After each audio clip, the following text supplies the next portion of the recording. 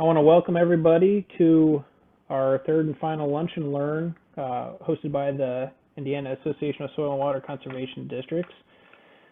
Today we will be hearing about the Indiana Envirothon with Nicole Messacar and also Teddy Maurer, and Teddy is going to co-present with Nicole, and I'll let Nicole introduce Teddy here. But just so you know, Nicole has been the education coordinator for the LaPorte County Soil and Water Conservation Districts in January of 2007. She has a Bachelor of Science from Indiana University with a major in environmental management and minor in geography. She lives in LaPorte with her husband and has 3 children and a grandchild now. And she was named the Indiana Wildlife Federation 2012 Conservation Educator of the Year. And she has coordinated the district's watershed planning efforts and watersheds like Trail Creek. And she is working in schools throughout the county on various conservation programs. We appreciate you, Nicole, being willing to present today. So yes, I'm Nicole. I'm in LaPorte, but I want to also recognize that we have a few folks here in our talk today that have been involved with Envirothon for far longer than I have and have devoted a lot of their years to the contest. So, just kind of noticing that I see Jerry Ziliak in here, Susan King, Terry Alt. So, folks that I definitely would invite to interrupt me, correct me, add to what I'm saying. I'm glad to see them here.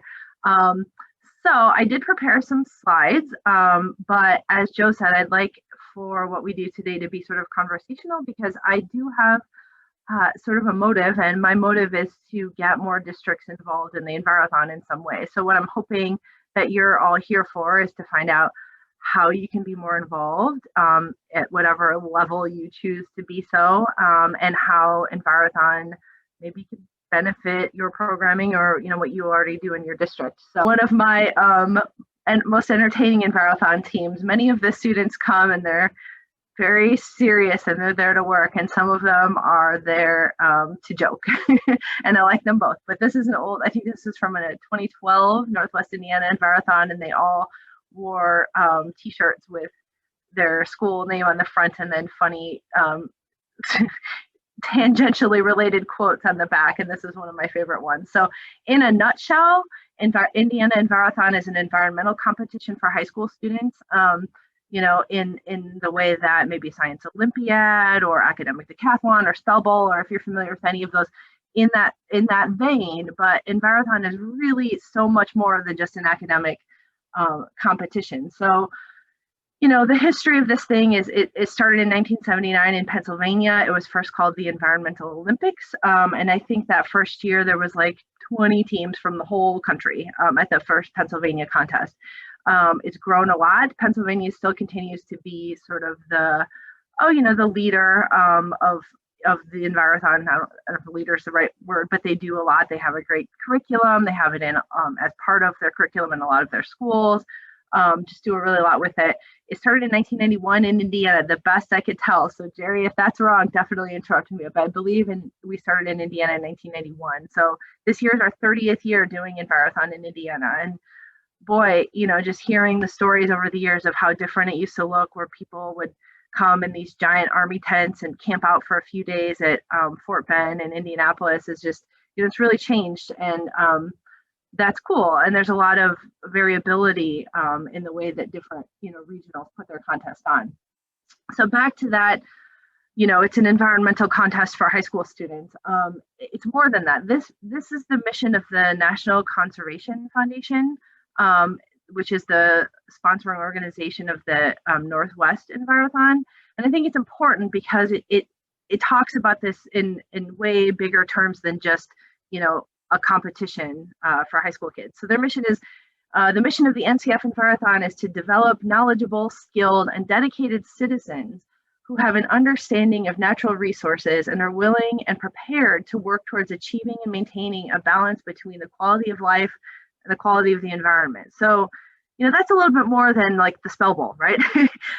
It's a pretty big deal. And I didn't put them all on here for everybody, because there's a lot of information and you don't need to sit here and read slides all day. But if you go to the NCF's website, they not only highlight this mission, but they break it down into goals and how they'll accomplish this mission. So they're looking at creating citizens, environmentally informed citizens. It's so much more than just the kids go compete for some scholarships or something like that. That is, of course, part of it, but we're looking at creating natural resource professionals in our community, or people that can make wise decisions about land use, people that will go put cover crops on their farm or compost or whatever it might be. So the way we look at it, and I always look at my friend Darcy, when she talks about the Envirothon, we tend to get down in the weeds and some of the competitive stuff, but she always says, it's so much more than that. We only send one team to the national contest, but we have contact with so many others along the way. And so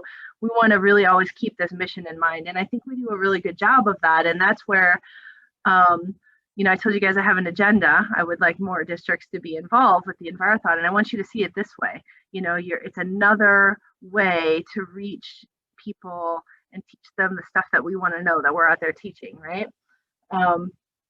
So how's it work? There's nuts and bolts for sure. It starts, well, the first round for the students starts with the regionals.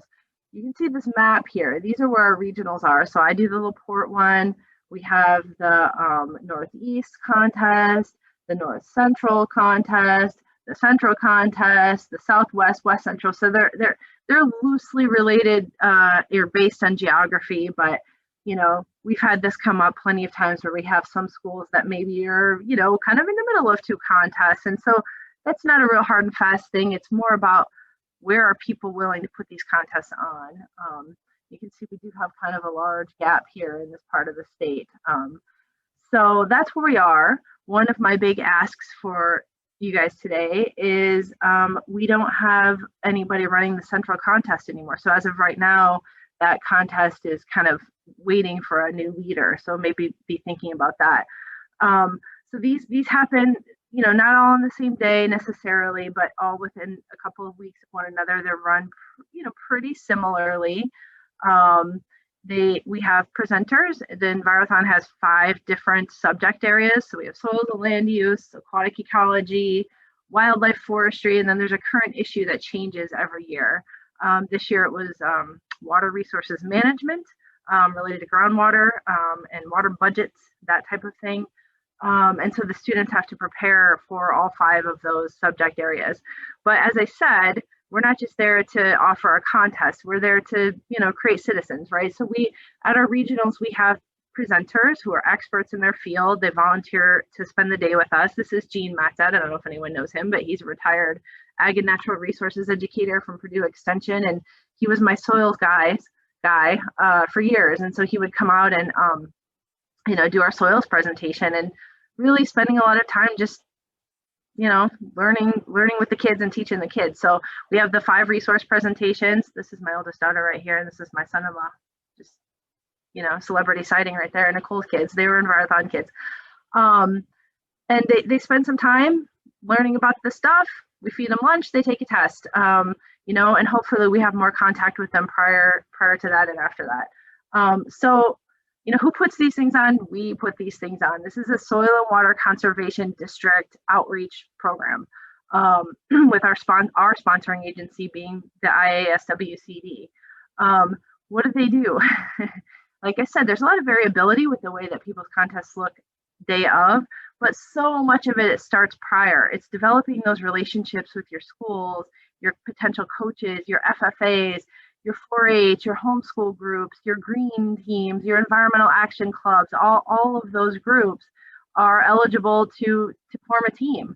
And so, kind of being in touch with them along the way is really important, because, they'll have questions and they want to know more about the contest. So being able to maybe go to the school at the beginning of the year when they're doing call outs for different teams and making yourself available, that's something I would love to see us doing more of. We do a great job with it, but there's more teams out there that we could have coming to these contests. So that's more citizens we can be developing, right? Coordinating presenters. Sometimes, like I said, I have Gene, he's my soils guy, but Gene retired last year. So now I'm going to be looking for a soils presenter again. So, making yourself available to these contests says, hey, I could be a presenter for a day. We would love that. Getting more involved that way. Got to find a place to have it. It's got specific requirements. I usually have 12 or 15 teams of 5 to 6 students. So we have to have a place where they can all test together, where they can all eat lunch together, where they can go listen to the various presentations throughout the day.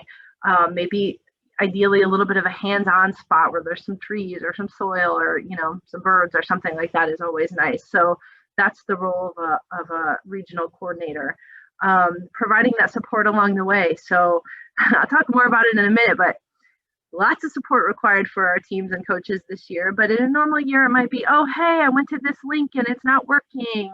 Help me find, the right information. Or, my kids want to spend a day in the woods. Do you have somebody who could come teach them how to use a Biltmore stick? That type of thing. So just providing that support, reminding them when the deadlines are coming up for registration, things like that. Arranging the awards.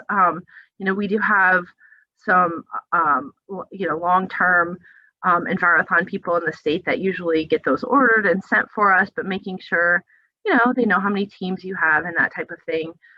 Snacks and lunch.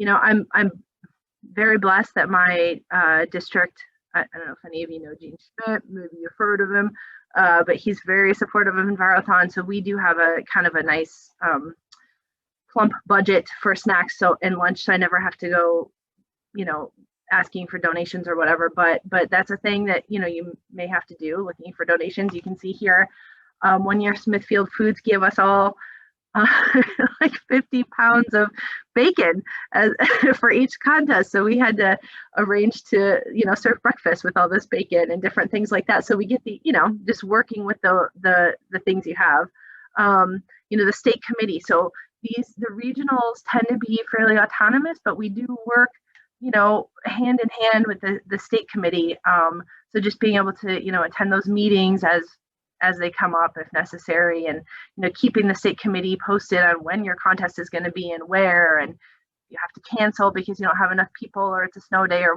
whatever it might be. And then working with the other partners, like I said, Smithfield. I'm going to, let Teddy talk in a few minutes about her role, but, in this case, this year, working with Indiana University, working with Purdue, whatever other partners you may have that get involved. And that's something I think soil and water conservation districts are really good at, is working with partners. So if you're good at that, we want to have you involved. Day of, the kids come, you give them a snack, you send them out.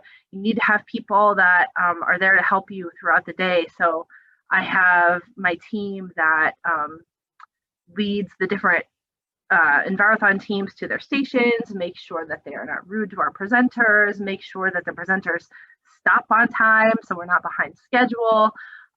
Make sure if you're at a large park that nobody gets lost. We've had that happen. That sort of thing. So those are really great places for folks to help too. Our MS4 coordinator loves to come and proctor the test every year. He just enjoys being in there while the students are taking their test. So that's an important thing. Grading the tests, we usually have 3 sets of eyes on every test so that we don't have any mistakes and everybody's graded fairly. So grader. So it does take, a lot of hands a day of. So not only is there a lot prior to make sure your test is, or your contest is very good, but day of, a lot of hands make it better. So a lot of volunteers. So if you're looking for a way to get involved, this year you're super excited, finding a regional contest close to you that you can volunteer at I'm sure nobody would turn you away. I won't. So if you want to come to LaPorte, I won't turn you away. So then from our regional contests, we have some rules that dictate how many teams go to the state, or round 2 as I'm calling it.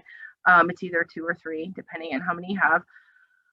Then we send those teams off to the state contest, where it's a very similar setup, but we do have the addition of, this is a hands-on portion. So the kids are outside, looks like they're possibly measuring a tree. I'm not exactly sure what they're doing there, but we do include more of a hands-on outdoor component at the state. And so that's another great place for professionals to be involved with, your expertise and what would be a good hands-on testing component for students. And then they also have a presentation, so you can see our judges here are listening to the presentations and grading them. So that's a very lengthy part of the state, is the students actually are given a problem, and it's usually a very real world type of problem. They have to go talk to resource professionals in the state to solve this problem, and then they're given a scenario that they need to present to a panel of judges. So judges, you know, we love having people that are willing to dedicate a day to be judges and listen to these kids and really give them constructive feedback. As remember, as we said, going back to that mission, we're creating citizens, right? So you know, being able to say, hey, you know, if you said it this way, it would be better, or wow, we really loved how you guys worked together to solve that. You know, that's just really important feedback. So having judges involved is key. So then from there, we give awards in all the categories, and then overall, and then we send that top team to the North American contest, and where they compete with teams from every other state, from Canada. We've had teams in the past few years from China. So it's just a really exciting experience. I think, unfortunately, this year it's going to be virtual again, so that's kind of a bummer. But yeah, so that's kind of the basic nuts and bolts. 2021, we started this thing. You know, we're all working from home in our kitchens and doing a lot of meeting at the state level.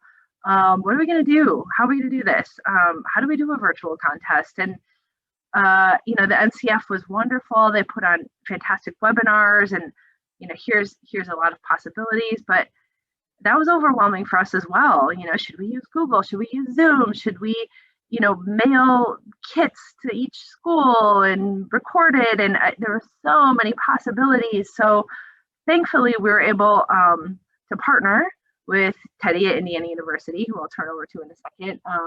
But at the beginning, it was like, wow, we just need to contact folks and let them know we're virtual. And at that time, all the schools were closed and everybody was at home and everybody was on Zoom. So it was, you know, that was a challenge. So it started off with a lot of Facebook posts and emails and, hey, we're going to be virtual. We're still here. We haven't quite figured it out yet, but we're here and we want you to know about it. So that was a challenge this year, is just how do we contact our people? You know, a lot of like schools they don't allow outside emails, and, you know, there was a lot of stuff. So we got to really become very comfortable with using Canva and making a lot of fun graphics and sending them out. So we, you know, things like this, like, hey, we're virtual, that's going to be free, please sign up, and getting that out to folks and on the Facebook. And then once we started getting more confident that this was really going to happen, that's where we were able to partner with Teddy at IU with the integrated program in the environment, which was, I mean, really a game changer.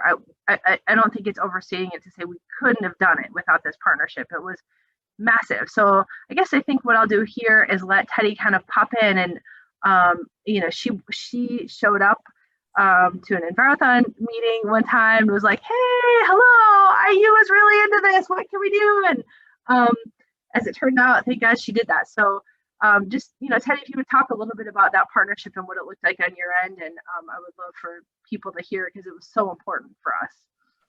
Sure, and if you have anything else for me to add, Nicole, just make sure, or anybody else, just make sure you pop off your mute button and ask. I was very, very excited about being a part of Envirothon this past year, or this year, actually, it's going on right now, because I've been wanting to get involved for a very long time. We've done Science Olympiad and we've done several other things here, but now that I work for the integrated program in the environment, we were looking for ways to be involved. And the reason is because we have so many resources here that would be very helpful, we feel, to help enhance the program and make it larger. I had the great privilege of going to the national competition last year, or the year before, when it was face-to-face in North Carolina, and it was a wonderful experience. And so Nicole has just been wonderful, as well as the other people that have been involved in Envirothon, by being so extra innovative this year. And when they came and said, let's do it virtual, I was able to offer all of IU's technology, which sometimes can be a little bit overwhelming. Because that is one thing that universities in Indiana can offer programs like Envirothon, but Indiana University really is exceptional in that everything that's out there, we have access to. And plus, in normal times, we have an excellent technology staff. This year, they're a little overwhelmed, as you might imagine, with virtual everything, but they still did come through for us, and so that's the good thing. What I wanted to do for a second here is just give you ideas about how IU can help you, not only with Envirothon, but with all of your ISWCD types of programming. We have so many professors and graduate students and students who are involved in environmental areas. Large number of them are policy, but obviously we are very deep into the natural resources in the integrated program in the environment. And I just want to make sure that you understand the resources here. And if any of you are looking for presenters, with Envirothon, what we would like to do is see more, like as Nicole mentioned, the pre and the post competition. Right now, Envirothon tends to, especially in Indiana, we've really focused in on the competition. This year, more so just because of all the changes that have been made. But there's so many other resources that we could probably help with pre and post the follow-up and everything. So developing and helping anybody who's in Envirothon really support their programs. And then beyond presenting is just being experts that can tell you where the research is going on in Indiana, and video making, and students that can support this in different ways to be there and help you with the actual event. And so also another thing that I do is I'm also a former teacher, and obviously I teach here at IU too. But the teacher connections and communication pathways that we have access to is also a way that we can help enhance and establish or enlarge Envirothon, but also for those of you who want that kind of access for the soil and water districts, the things that you do. And we would love to work more with each of your districts if at all possible. So if you have any ideas like that, please, drop me an email and we can try to figure out, because we are really trying to get more in the rural areas. And I know a lot of you are very familiar with Purdue and what they have to offer, and they do such a wonderful job. I know that transportation sometimes is an issue. So even post-virtual, for those of you who live below Indianapolis in the southern parts of Indiana, maybe we can help you where, as before, you didn't have any group that you could go to or university that you felt really comfortable with. So those are just a few things. We had a really good time on the virtual contest. We can't wait for face-to-face, right, Nicole? But we learned a lot, and I think the innovation that came out of that on how we can maybe do more of a hybrid in future years, I think that was the silver lining for what we've been through. So yeah, so that was a huge partnership, and I think there's probably more of those huge partnerships out there waiting to be found. I know that there have in the past been similar, awesome things with Toyota and Lilly and that sort of thing. So this one was really big. I think it's definitely, like Teddy said, has a lot of promise for the future, and it really made our lives better this year. For us, there was certainly, it was not without problems, right? So we, along the way had to let everyone know, oh, by the way, we also have a website now. So graciously through the years, we've had our own page on the IASWCD site, which is wonderful. But it's very static, and it was constantly harassing Amy to, we could change this, or we could put this up for us, and which is fine.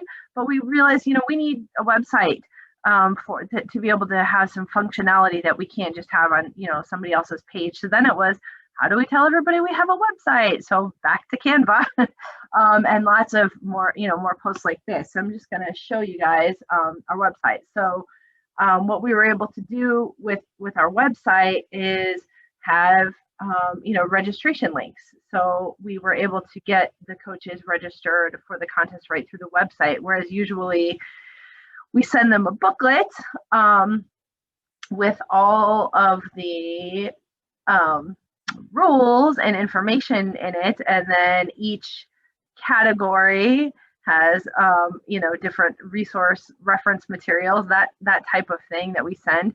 So whereas this year we were able to just send them a link, and they were able to register and access all of that in one spot. So wonderful for us, but it did pose some issues. So what we had to do was create some how-to Envirothon, I call this, that we had to send out to coaches. It was different and it was new. So anytime you're training people to do something a little bit differently, you have to provide them the support. And, we didn't know what they didn't know until we kind of got into the throngs of registration. So we created this registration document that we were able to share. And there was a lot of those types of things, learning how to teach people a skill, right? So that was kind of our next challenge for 2021. So that was a big thing for us this year, was getting that sort of thing out there. But in the end, we had 36 teams compete, which honestly was mind-blowing for me that we had as much participation as we did. Certainly we have more normal years, and actually I was trying to find some overall numbers, so maybe Jerry would know what a normal year looks like for how many teams we have overall in the state. I'm not really sure about that, but it's a lot more, a lot more than 36. But 36 pioneering teams and schools, looked at all of our documents, listened to all our little instructional videos, endured our 10 bajillion emails a day, and participated. And we had champions. So we recognized the top 3 teams from every regional that were represented, like we normally do. We sent out medals and plaques, like we normally do. And then we're sending those top teams to the state. So that's, as Teddy mentioned, happening as we speak. The students are working on presentations like they normally would. They're going to upload those to YouTube or something like that, and then we're going to send them to our judges, where they will view them from their home computers instead of spending the day with us at the back center or something like that. They'll view them at home. So we're really happy. Like Teddy said, there was a lot of innovation that came out of this year that I think we'll be able to continue to apply down the road. We're hoping for in person. It's so much better. But we learned a lot. And so, one of the things as this is my first year as president of the state Envirothon that I've learned is I would love to see more districts, involved in whatever way they would like to be, whether it's promoting it or, showing up to give a hand for a little while in the morning at a contest, or, hey, maybe you want to host a contest. We need that. And then I would like to maybe open up here to some of the folks that are with us, Jerry, Terry, Susan, maybe talk a little bit about what that looked like for you. I think if Susan doesn't mind me picking on her, she took over this year, first contest, and she was a champ, and it was crazy for all of us, and Susan kind of did what needed to be done. So I guess maybe feel free to ask them questions, or if any of you guys want to talk a little bit about your experience this year. But I really I'm just hoping that people are all here because they're excited about what the program could offer them and what they could offer the program, and maybe just have some questions about, how they can get involved and how, and where and with who. Let's see. Jerry says normally we would have well over 100 teams participating across the state. So woefully small, but given the circumstances, I would say it was a huge win, right? We weren't sure. So definitely different. But when you think about that we have 92 counties, it would be great to see 300 teams participating, across the state. So I guess I will just kind of end there and hope that you all have a million questions for us, and want all to take your emails and tell you how you can get involved.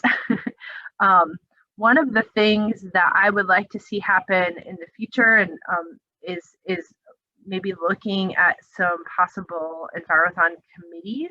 So perhaps a forestry committee where we have, you know, a team of people that are putting that test together and those presentations, and you know, just really focused on forestry, and maybe doing some trainings throughout the year, you know, for the coaches and the teams, things like that. I'd love to see each component have a group of people that like to be involved. Obviously, I've mentioned a few times, I'd like to see somebody pick up that central contest. So if you're interested in that, please let me know. Otherwise, I think I would just open this up for questions or comments, or like I said, if Susan or any of the other folks here that have been involved would like to kind of speak to what it's like to be involved, I'd love that too. Yay, Montgomery County. Yeah, so Kristen in Montgomery County says they want to be involved next year. They're not sure what their role will be, and that is fine. You know, marketing is huge. Like I said, we have 92 counties, and in each county there's a lot of schools, so we can have a lot more teams than we do, and there's a lot of reasons for that. And certainly the main reason, I'm sure, is not because we're not getting to them. I mean, they're involved with lots of things, but that is definitely something I think we could ramp up. So thank you, Kristen. Nicole, this Yes. is Jerry. Hi. I would suggest that anybody that's wanting to get involved to be a coordinator, or who thinks they might want to be a coordinator, to attend another contest that's close by them. We in the Southwest have done it for, you know, a while. And when Jan's contest came up in the Terre Haute area, she had come down to our contest to see how it worked, and then we went up there to help her with hers. And then the next year she had more teams than we did, so I don't know what happened there, but you know, good for her.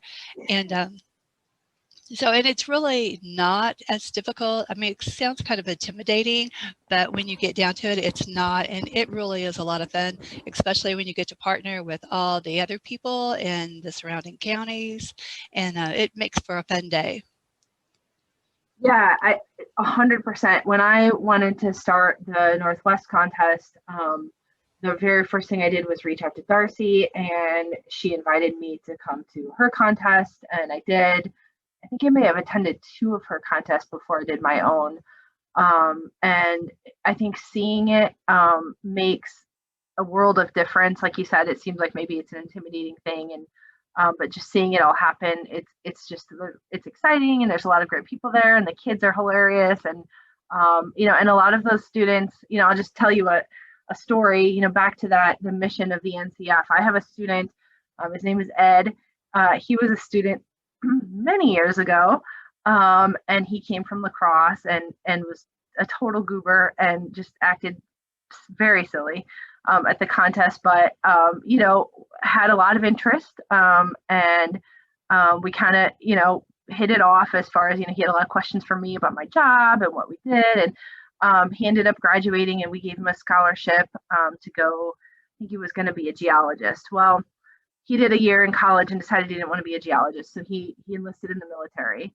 I kind of lost track of him for a while, and then all throughout his deployments, he would email me and message me, and we talked all through his deployments to kind of get him, you know, just keep him focused on the light at the end of the tunnel. He came back, and now, you know, he's an adult, and he's interning with the Indiana Dunes National Park, and he's actually wrote kind of a little management plan for pollinator management on one of their properties, and he's in school for wildlife management, and he's married, and he absolutely credits coming to the Envirothon with his path in life. Like he can pinpoint the day he decided he wanted to be, you know, a natural resources professional. So it's a lot of fun, you know, and I still have that contact with him. And I think there's some other folks in Indiana that we first met in Envirothon that are natural resource professionals in our state, you know, Seth Harden, Patrick Glassman, probably other people I don't even know about that are working in the, you know, in the field. So yeah, we're Envirothon kids. So it is a lot of fun, and it is worth it. but yeah, definitely go to a contest. Come to mine.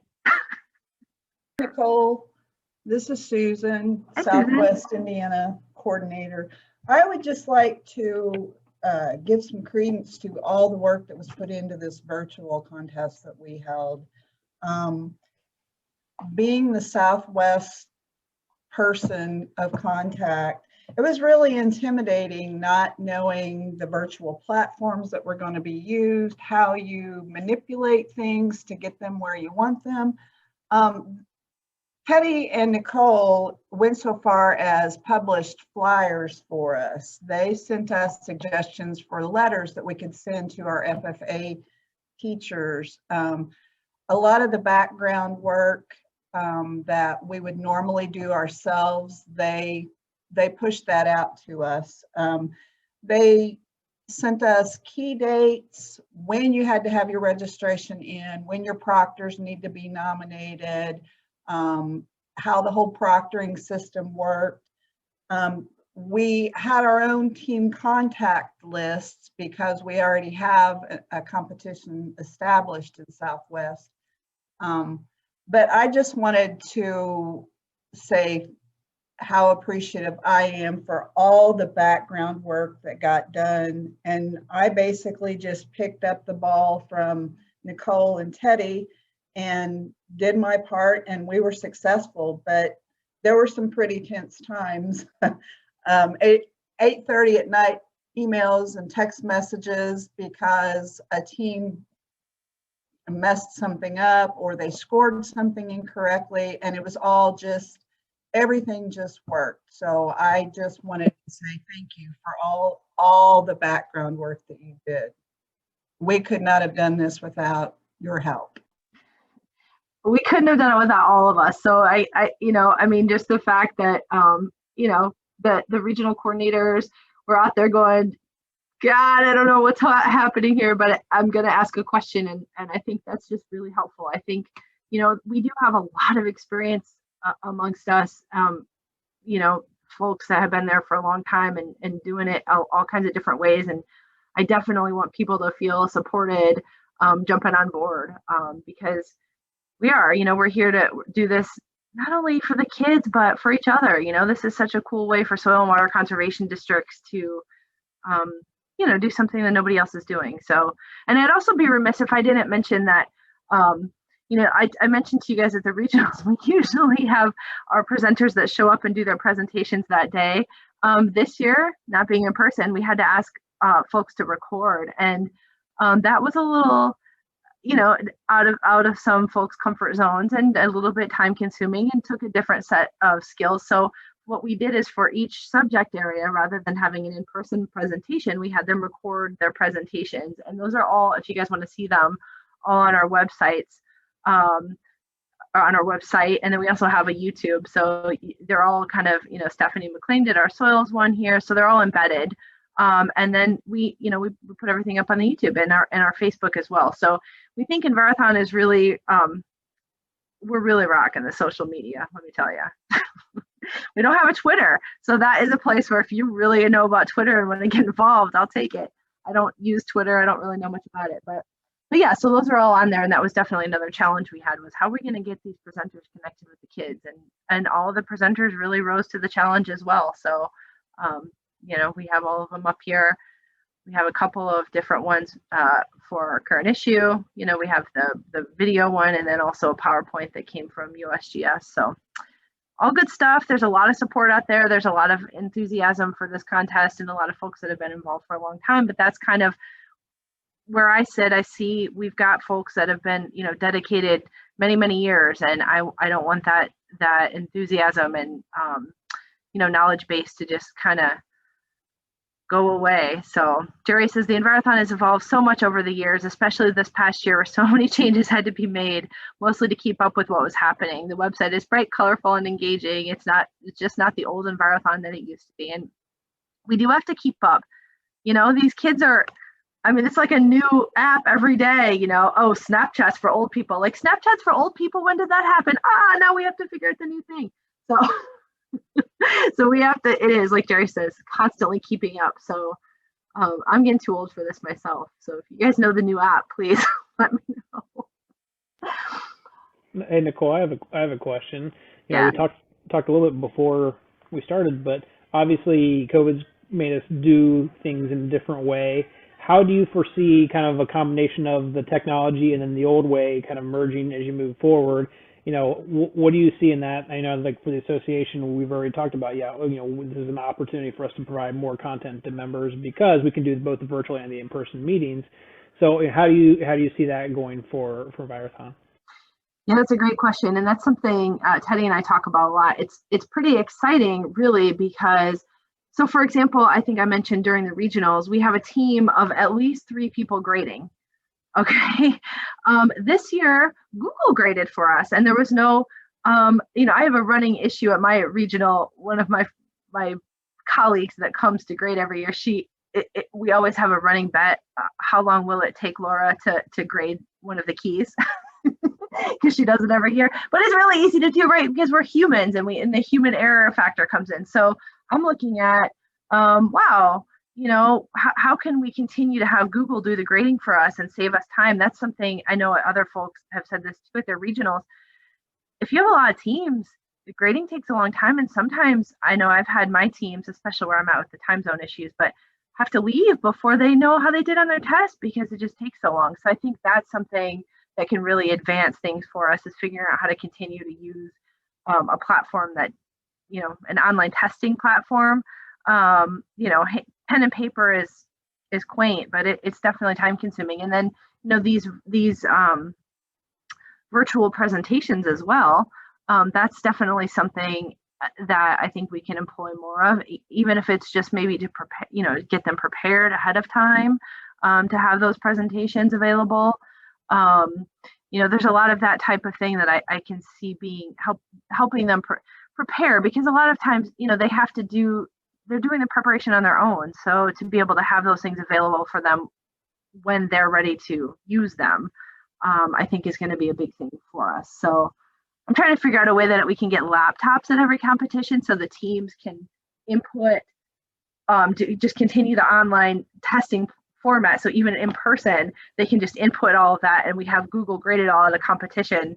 Like, how could we do that? You know, how can I find a grant to buy, you know, 20 laptops for every regional contest, something like that. But yeah. Could you do it with like tablets potentially?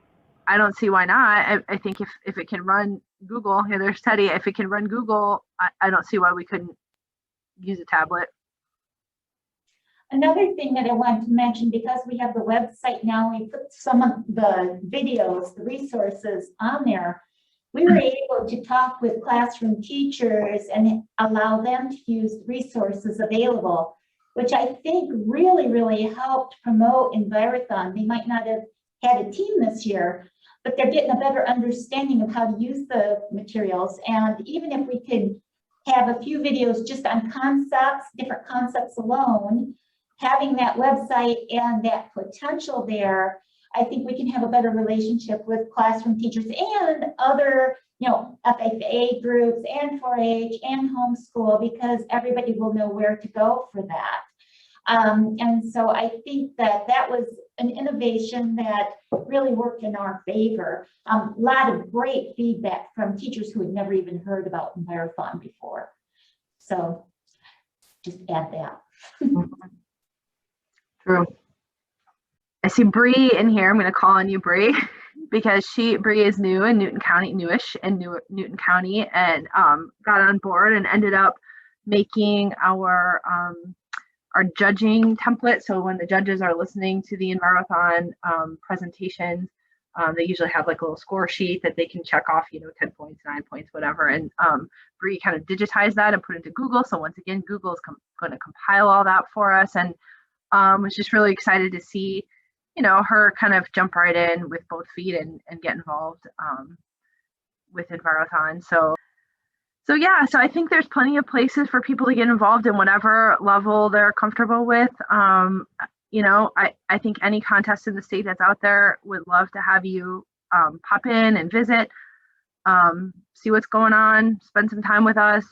They're usually in March. You know, so that time of year can be busy for some folks, but still kind of cold for a lot of places. So, join us, come visit. If you're interested in being on our email list, I'll add you, and just keep you informed. We usually have a summer meeting. I don't know what's going to happen this summer with COVID, if we're going to do a virtual meeting. I mean, that was a whole nother thing. Just being able to have increased communication amongst the regional coordinators and the state committee more than normal. I know for me, with with my time zone thing, sometimes it was hard for me to get to in-person meetings with the state committee before. So I think it's been, just for me, very beneficial that we've all gotten real good at using these platforms to communicate a little bit better and more quickly. So we're here for you if you want to be involved. I would love to have you.